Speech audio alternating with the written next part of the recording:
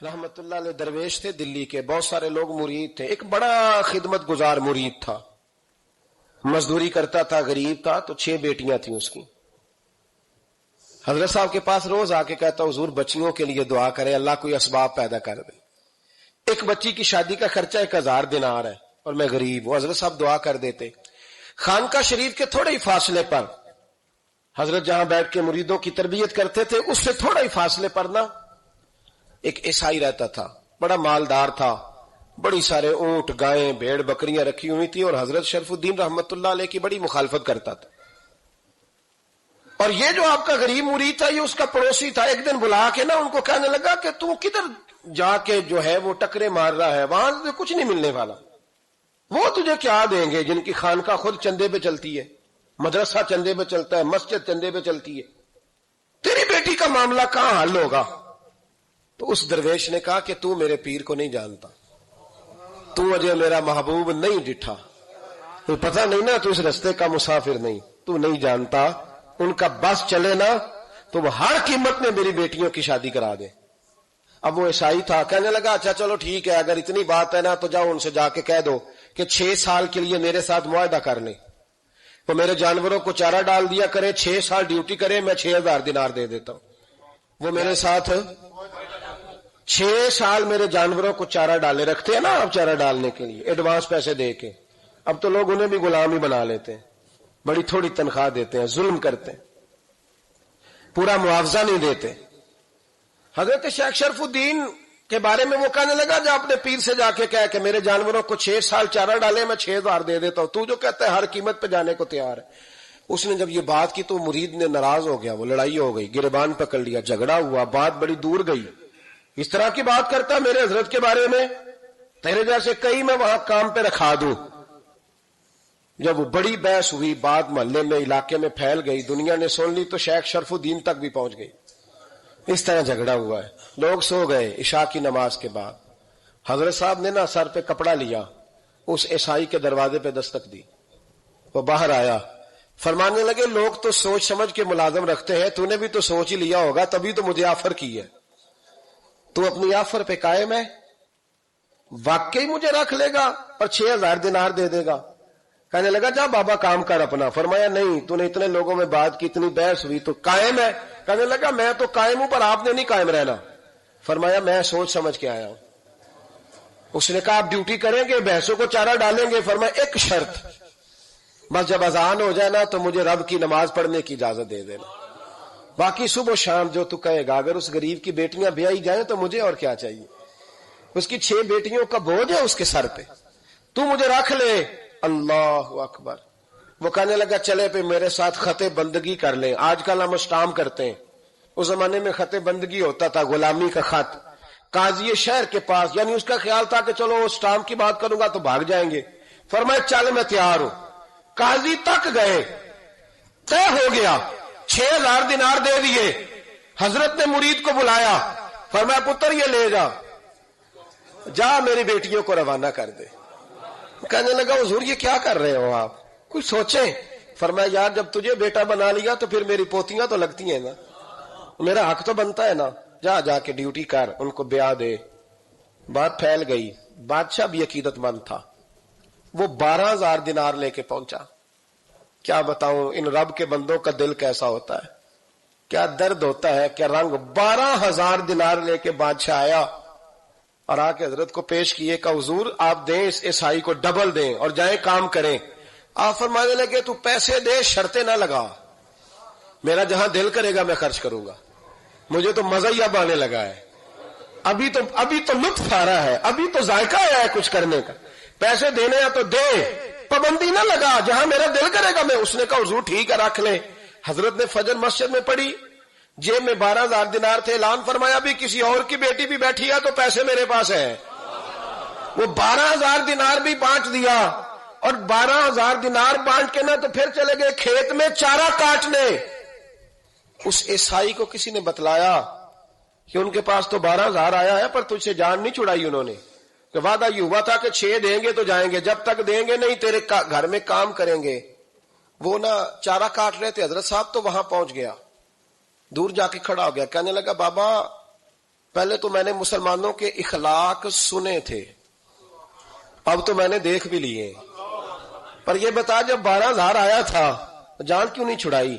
تو حضرت چارہ کاٹتے کاٹتے رو پڑے، فرمانے لگے تو نہیں نہ جانتا یہ بیٹیاں سانجی ہوتی ہیں، پتہ نہیں نا. میرے رسول پاک نے تو حاتم تائی کی بیٹی کے سر پہ کپڑا رکھ کے کہا تھا بیٹیاں برابر ہوتی ہیں. تو یہ نہیں پتا جب اس کی 6 بیٹیوں کی شادی ہوئی ہے میرے اندر روحانیت کتنی بڑی ہے. فرمایا پھر 12,000 آیا ہے تو 2-4 بچیاں پھر گئی ہیں. یہ نہیں پتا میں اندر سے راضی کتنا ہوں، میں تیری نوکری کرتا رہوں گا، پتہ نہیں اللہ کتنی بیٹیوں کو بیاہ دے گا. اتنا رویا وہ عیسائی کے پیروں میں بیٹھ گیا، کہنے لگا بابا میں نے تیری مخالفت کی ہے پر تیرے قریب آ کے پتہ چلا ہے کہ تو بہت اونچے اخلاق کا مالک ہے، اور اگر تیرا یہ مقام ہے تو تجھے اخلاق سکھانے والے محمد عربی کی شان کتنی ہوگی. ظالم کی بولیے جاتے نہیں لوگ جھوٹے گواہ بن کے. وکیل صاحب کو نہیں پتا ہوتا کہ یہ بندہ مجرم ہے جو میرے پاس آیا. کیا مجرموں کے وکیل نہیں ہوتے؟ بولے تو اس کو پتا نہیں ہوتا وکیل صاحب کو کہ یہ صاحب مجرم ہے میرے پاس مقدمہ لے کے آئے. اور اگر بے ادبی نہ ہو جائے تو میرا خیال ہے قاضی عدالت کو بھی پتا ہوتا ہے کہ مجرم کون ہے اور مظلوم. میرے نبی پاک صلی اللہ علیہ وسلم نے اس قدر زیادہ سختی فرمائی اس مسئلے میں. فرمایا جس کو پتا تھا کہ فلاں آدمی ظالم ہے، ظلم کر رہا، پھر وہ ظالم کا گواہ بنا یا اس نے ظالم کی مدد کی، کتنی کی؟ شارحین لکھتے ہیں چاہے اس نے ایک جملہ بول کے کی، چاہے ایک، سارے بولیے، چاہے ایک غریب کو اس نے ظلم کیا تو کہتے ہیں لاج یہ ایسی، چاہے ایک جملہ بول کے کی. شارحین حدیث کی شرح میں لکھتے ہیں ایک جملہ بول کے چاہے مدد کی. جس بندے نے کسی ظالم کی مدد کی کسی مقدمے میں یا کسی صورت میں اور اسے پتا تھا یہ ظالم ہے، میرے نبی پاک صلی اللہ تعالی علیہ وسلم فرماتے ہیں اگر اس نے مدد کی، ابھی ظالم کی بات نہیں ہو رہی، ظالم کے مددگار کی بات ہو رہی، اگر کسی نے ظالم کی مدد کی تو حضور فرماتے ہیں خدا بھی اس سے بری ذمہ ہے، رسول بھی اس سے بری ذمہ ہے. سنبھال کے رکھے اپنی نمازیں، قربانیاں، حج، زکوٰۃ سنبھال کے رکھے. اگر ظالموں کا مددگار ہے، الیکشن آ لینے دے، آپ کو نظر آ جائے گا کون کون ظالموں کا مددگار ہے، نظر آ جائے گا. اپنی جیب سے لوگ پیسے دے کے ظالموں کی مدد کریں گے، ان کے فلیکس چھپوائیں گے، بورڈ لگوائیں گے، جیبوں سے پیسے دے کے. ہم نے خود آگ لگائی ہے چمن میں اپنے، بے سبب گردشی ایام کو الزام نہ دو، ہم نے خود نور کا ظلمت سے کیا ہے سودا، کر کے توہین سحر شام کو الزام نہ دو. ظالموں کے مددگار میدان میں آ گئے. یہ چھوٹا لفظ نہیں، میرے حبیب پاک صلی اللہ علیہ وسلم نے فرمایا جو ظالم کا مددگار ہے سن لے جو سجن کے ساتھ کچہری جاتا ہے، وہ یاد رکھے جو دوست کا گواہ بنتا ہے، وہ یاد رکھے جو کہتا ہے میں مانگی گیا تھا، مجھے بلایا گیا تھا قبضہ چھڑانے کے لیے کسی غریب بیوہ کی جائیداد پہ، کب وہ سن لے تو مدد کر کے نہیں آیا، تو خدا کے ذمے سے نکل گیا ہے. رسول پاک نے فرمایا تیرا میرا تعلق ختم ہو گیا، تو ظالم کا مددگار ہو گیا. پھر تو کہتا میں بے چین ہوں، میں بے قرار ہوں، میں آزمائش کا شکار ہوں. پلٹ کے دیکھ تو صحیح تیرا گناہ کتنا بڑا ہے.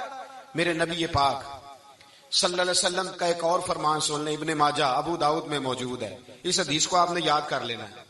کر لیں گے انشاءاللہ؟ سارے کہیے انشاءاللہ. کر لیں گے یاد؟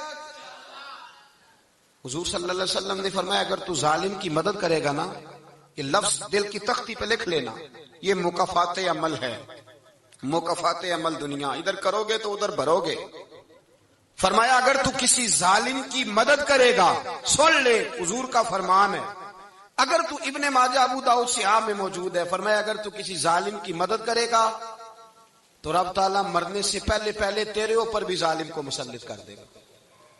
تیرے اوپر بھی ایک دفعہ ظلم ضرور ہوگا اگر تو ظالم کی، وہ کسی صورت میں بھی ہو سکتا ہے، کسی صورت میں بھی تیرا بیٹا ہی اٹھ کے ظلم کر دے گا، تو الجھ جائے گا، کسی نہ کسی جگہ تیرے لیے تباہی کا سامان ہوگا، تیرے اوپر ظلم ہوگا، اس لیے کہ تو ظالموں کا مددگار ہے. چاہیے یہ تھا کہ تو مظلوم کی مدد کرتا، انسانی ایمانی یقین کا فریضہ سر انجام دیتا، تو ظالموں کا مددگار ہو گیا. ٹٹول کے دیکھ لیں، رزلٹ نکال کے دیکھ لیں، ہمارے زمانے میں ظالموں کے مددگار زیادہ ہیں. اتنی لمبی زبانیں نکال کے ظالموں کی مدد کرتے ہیں. بڑے بڑے کالم نویس اللہ نے انہیں قدرت دی لکھنے کی، تو اپنا قلم ظالموں کی مدد میں خرچ کرتے ہیں۔ وہ لوگ جن کو اللہ تبارک و تعالیٰ نے قدرت دی، ہمت دی، طاقت دی، کچھ لوگ ان کے حلقہ احباب میں، وہ اپنے لوگوں کو استعمال کر کے ظالموں کی مدد کرتے ہیں، ظالموں کی مدد کرتے ہیں۔ میرے نبی کریم سید عالم نور مجسم صلی اللہ علیہ وسلم نے فرمایا، اگر تو نے ظالم کی مدد کی تو جب تک تو توبہ نہیں کرے گا رب تجھ سے ناراض ہی رہے گا۔ اللہ تجھ سے، او بھائی جس سے رب بھی ناراض ہو گیا، نہ کھانا نہ پینا نہ سونا نہ جاگنا نہ نیند، پھر تیری ہر چیز تیرے لیے آزمائش ہو جائے گی، پھر تیرا سایہ بھی تیرے لیے خوف کا سامان بنے گا، پھر زندگی جیتی جاگتی لاش بن جائے گی، تو اپنے کندھوں پر اپنی میت اٹھائے پھرے گا جب تو ظالم کا مددگار ہوگا۔ اور نبی پاک صلی اللہ علیہ وسلم نے فرمایا، ظالموں کا مددگار بھی ظالم ہوتا ہے، ظالموں کا مددگار بھی، سارے بولے، ظالموں کا مددگار بھی نہیں، کو نہیں، آپ سارے نہیں بول، ایک دفعہ بولے، ظالموں کا مددگار بھی، پکی بات ہے، ظالموں کا مددگار بھی۔ اللہ اکبر۔ جس کا یارانہ ہو، جس کا دوستانہ ہو، جو کہے میں نے نا اس کو اوکھے ویلے کے لیے ظالم کو یاد رکھا ہوا ہے، کبھی مشکل میں رکھے نہیں ہوئے لوگوں نے ظالم دوست، کہتے میں نے رکھے ہوئے ہیں، بلکہ ہمارے دیہات میں تو کہتے ہیں میں نے بازو بنائے ہوئے ہیں۔ کس کو بازو بنا لیا؟ ظالم بھی کبھی بازو ہوتا ہے، جو ظلم کی تلوار لیے میدان میں کھڑا ہے۔ قارون، حامان، فرعون، نمرود کا حال نہیں لوگوں نے دیکھا؟ اپنے زمانے میں آپ نے کتنے لوگ نہیں دیکھے جن کے سائے سے، آواز سے لوگ کانپتے تھے؟ پھر پولیس کی گاڑیوں میں وہ اس طرح مردہ پڑے کہ دنیا نے تماشا دیکھا ان کا۔ یہ رنگ ہم نے دیکھے نہیں اپنے آنکھوں سے۔ فرمایا ظالم کا مددگار بھی، جو کار میں بٹھا کے لے کے گیا وہ بھی ظالم، جس نے چائے پلائی وہ بھی، جس شخص نے کھانا کھلایا وہ بھی، جو کچہری تک ساتھ گیا وہ بھی، جس نے فلیکس کے نیچے، بڑے شرابی کے نیچے چھوٹی اپنی فوٹو لگائی وہ بھی، جو ووٹ کی پرچی ڈالنے گیا وہ بھی۔ کہہ دینا بات نکل کے کہ حضرت صاحب نے سیاسی تقریر کی ہے، کہہ دینا، پر بات تو سچی ہے نا۔ خو کرے ہم تو سے تھوڑا سا گلا بھی سن لے، خو کرے ہم تو سے تھوڑا سا بھی گلا۔ امام مالک کے پاس ایک بندہ آیا، اس نے کہا حضور میں درزی ہوں، ایک ظالم بادشاہ مجھ سے کپڑے سلواتا ہے، میں تو ظالموں کا مددگار نہیں نا۔ ایک ظالم بادشاہ مجھ سے، حضور میں تو مددگار نہیں نا ظالموں کا۔ جو فرمایا ظالموں کا مددگار بھی ظالم ہوتا ہے، تو کپڑے لے کے آتا ہے میں سی کے دے دیتا ہوں، ذمہ داری نہیں۔ بھئی ایک آدمی دکاندار ہے، اس سے کوئی بندہ چیز خریدنے آئے گا تو تھوڑی کہے گا میں نے نہیں دینی، وہ تو دے گا۔ کوئی بندہ اگر کسی شخص سے کوئی کام کہتا ہے جو اس کی فیلڈ ہے، اس کا شعبہ ہے، اس کا معاش کا وہ سلسلہ ہے، کہتے ہیں یا رسول اللہ صلی اللہ علیہ وسلم ظالموں کا مددگار بھی ظالم، حضور نے فرما دیا۔ تو امام مالک سے بندے نے مسئلہ پوچھا، دل کی تختی پہ لکھنے والی باتیں ہیں، کہا حضور میں درزی ہوں، ظالم کپڑے سلواتے ہیں، میں تو مددگار نہیں نا۔